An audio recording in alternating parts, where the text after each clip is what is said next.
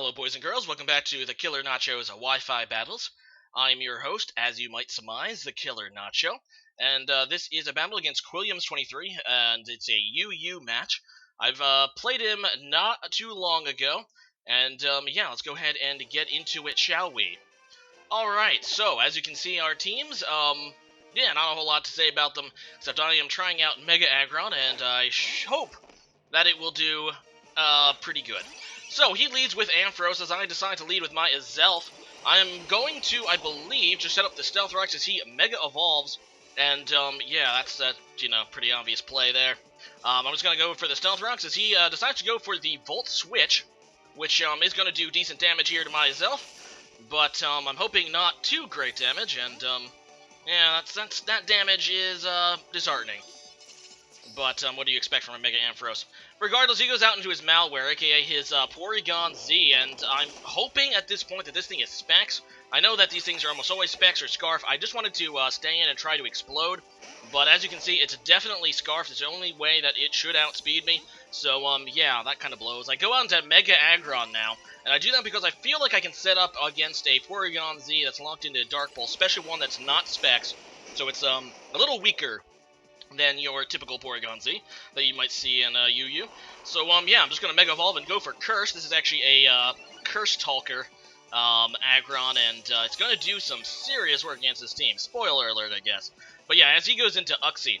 So he's going to go ahead and go for the T-Wave. That's fine. I have Rest on this thing, and yeah, I'm slow as balls anyway. The only thing that, kind of hurts is the 25% chance to miss my turn. So I have to make sure that when I do go for the rest, I give myself a little bit of leeway, just so I can survive a turn if I end up getting Parahaxed at a crucial moment. He's going to go ahead and set up his rocks, which is a good play. I just go for the Heavy Slam to see how much it's going to do to this Uxie at this point, and as you can see, it's doing a sizable chunk. Heavy Slam is an interesting move that does damage based on the difference of the weight of the user and the target.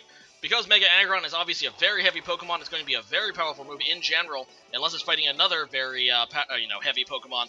Uxie is not very heavy, so I'm obviously getting really good base power against it. And decide, though, to continue to set up. He's probably going to think that I'm going to set him, just finish him off. I decided to go for that other Curse, and it's going to force him to go for the U-turn as he goes right back into his Mega Ampharos, which does resist Heavy Slam, so... and he's hoping that he can take it kind of nicely. I go for the Heavy Slam against this thing, and as you can see, I do a little over half, and I'm hoping that it'll be a 2-hit KO. He's just going to Volt Switch again. He just wanted to get damage on me and go into something else. At this point, he knows that he is in pretty much a bad shape. Yeah, I'm looking pretty nice right now with this Mega Aggron. I just go for the Heavy Slam again, and yeah, KO this Uxie, so that's pretty nice for me. Anyway, he does get a free switch, however. He goes back into his malware, and he's just going to go for the Dark Pulse again. I guess maybe hoping for the flinch. With the Parahax and the flinch chance, he might be able to get lucky and, stall me out. But it didn't happen because I do get that rest off, which does get rid of the paralysis as well. I guess he went for the Dark Pulse because Steel no longer resists Dark, as well as the fact that I do resist his Stab Adaptability Tri-Attack. Although I still think that Tri-Attack would have been maybe the better play. I'm not sure. Actually, I'd have to think about it in my head. It's a kind of a wash either way. Anyway, so I did fall asleep. I am going to go ahead and use Sleep Talk, and I do get another curse, and I really should have been counting these curses, as you might see later, but, yeah. I get another Sleep Talk, and I rest again, and I really cannot afford to take another one of these Dark Pulses, so I have to just wake up and rest, hoping that I don't get the flinch there. And, as you can see, he's not getting the flinch, and I did get the, HP back. I really need to get a Heavy Slam, though, off the Sleep Talk to get rid of this Porygon-z. Otherwise, eventually, it will flinch me or crit me, and that would be game over. I do go for the Sleep Talk again, and this time I do get the Heavy Slam, taking out his Porygon-z. So, as you can see, Mega Aggron doing serious work right now, as he goes out into Mutz, his Umbreon, which I really don't know what this thing is going to do to me. He ends up trying to go for the foul play, but it's not really going to do that much. Although my attack is pretty high right now, my defense is also really high. Mega Aggron has an amazing amount of defense naturally, and Curse also increases my defense as well as my attack, so it's going to make foul play not do that much as I get another Curse off the the Sleep Talk. So I am going to wake up this turn, and I don't remember what I decided to do. I think I might just go for the rest again. No, I just go for the Heavy Slam. I go for the Heavy Slam to try to kill this Umbreon, and it does. So I am a wrecking ball right now, so to speak, as he goes into Asuna, his Melodic.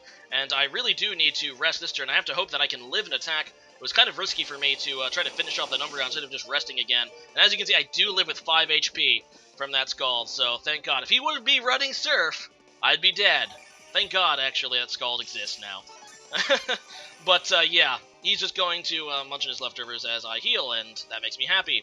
So, yeah, not much to say, except I'm going to continue to rest talk. He ends up critting me with one of those Scalds, which is a nuisance, but I still take it pretty nicely, being that I am special defense EV'd. Obviously, since I'm a Curse Talker, I want to invest a little bit on special defense, and that's what this Aggron does. I get another Curse, which is, I think I have no idea. I'm not even counting on this replay. But yeah, he's going to continue going for that Scald as I continue to Sleep Talk and hope that I get a Heavy Slam one of these days. Sleep Talk again, and I get a Heavy Slam. I wanted to see, I was interested to see how much it would do to Melodic. I know Melodic is a kind of heavy Pokemon, plus it also resists my Heavy Slam, and as you can see, it does about half, and doesn't really make me the happiest person. I am just going to rest again this turn, and I still feel like, even if this thing has Recover, I can probably stall out with Mega Aggron here, and yeah, I don't really have much risk involved.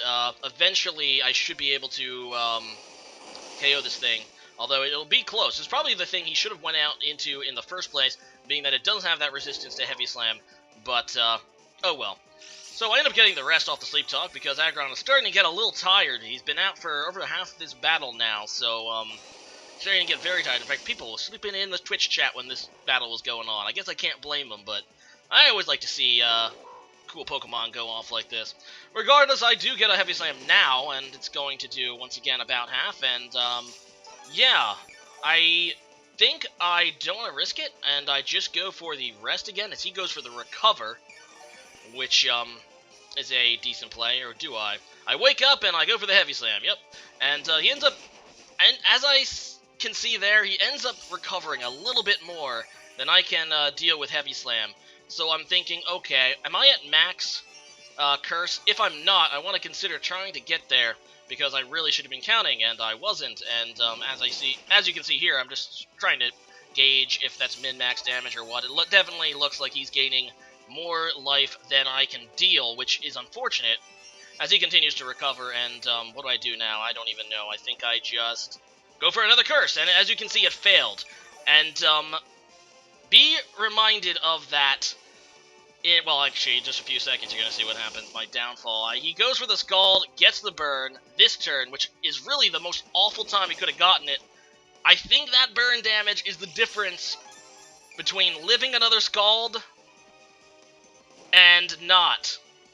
And I totally misplayed that. I really shouldn't even went for the Curse, even if I, wasn't at max Curses. Should have just played it safe, continued going for the Heavy Slam, and then, rest strats, but he takes it out, which is awful.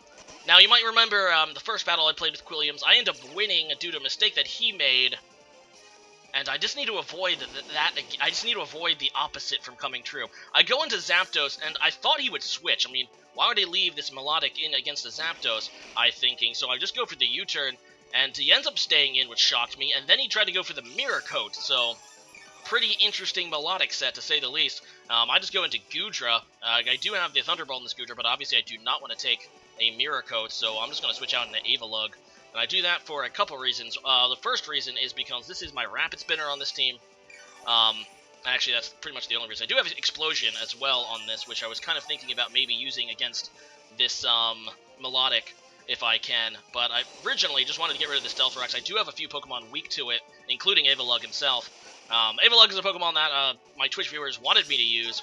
It's pretty much a ice table thing, and it has a ton of ton of regular defense, and it has like no special defense, so it's not really an ideal matchup against this Melodic, but what can you do? He ends up going for another Scald here, as I do what? I go for the Roar. I just wanted to get rid of this thing. I don't know why I went for the Roar. I could have just Kapowed against it, which would probably been better. He ends up getting dragged out into Ampharos. Now, I am slow as balls, but he is slow as balls too, so I'm thinking, I don't know, maybe I'll outspeed and be able to go for the Kapower. Maybe I'll live whatever he's going to do, and really kind of a dumb thing. I think I was actually going for the Avalanche. No, actually, Avalanche always goes second. So, yeah, I wouldn't have had the chance to outspeed anyway. I think I was just going for the Avalanche for the super effectiveness since Mega Aggron is part Dragon. But, yeah, as you can see, it doesn't work out for me. I go out into my Goodra, though, who does have Draco Meteor. I don't have Dragon Pulse, actually, on this Goodra, so I just went for that. I maybe should have tried to finish it off with Ice Beam. I don't know. But this is actually going to signal my demise as he goes out into Feraligatr, which is an absolute monster, and I knew that this thing was going to be an absolute monster.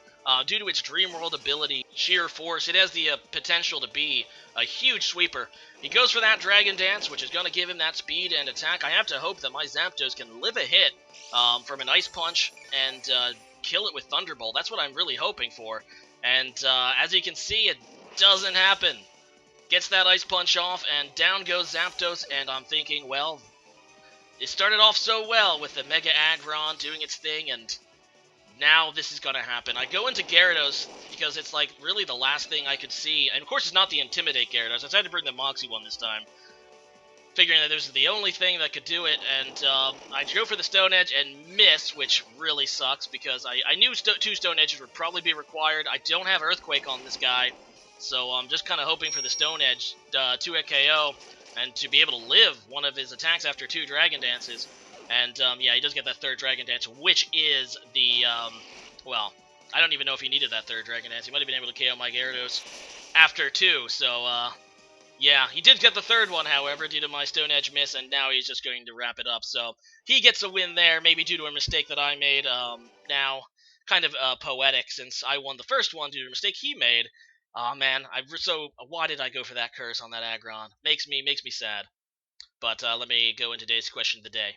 Alright, so if you had to request a feature in the Pokemon games, what would it be? I mean, obviously there's some good ideas like EVs and IVs, being able to, you know, actually get those values without, you know, needing a save. I mean, obviously, you know, save file editor, obviously there is, you know, NPCs that can give you a rough estimate of those things, but nothing like that.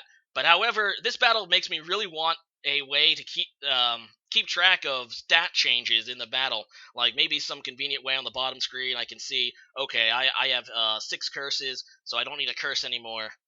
Maybe that would be a little convenient, but especially for people that can't remember to count like me. But yeah, leave a comment about what a feature request you would like, I guess for Pokemon Sun and Moon or Pokemon games in general, and to me you think would be helpful, like a quality of life thing. Anyway, leave a comment about that, and I'll see you guys again next time. Later.